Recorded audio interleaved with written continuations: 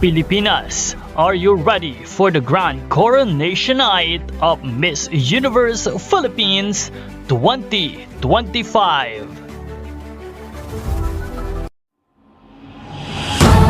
Now 2204, your pageant vlogger host.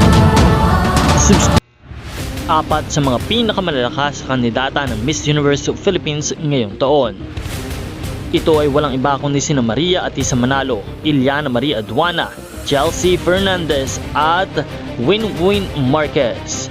At ngayon ay panoorin natin ang naganap na Hello Glow Runway Challenge ng Miss Universe Philippines. At ito ang performance ni na Miss Universe Philippines Quezon Province Atisa Manalo at Miss Universe Philippines Sinuloan Laguna Iliana Marie Aduana.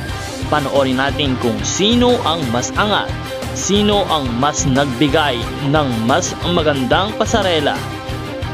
Let's watch this.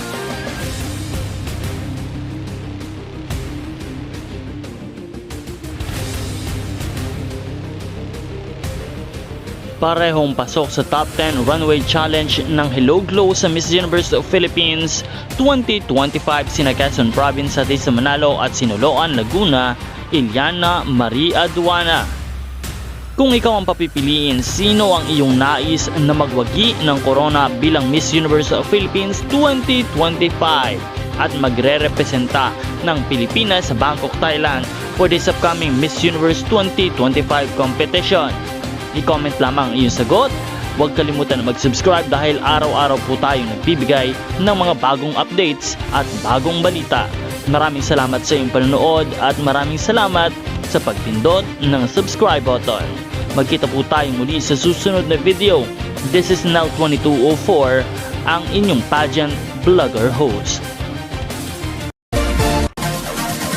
Support your favorite candidates and leave a comment.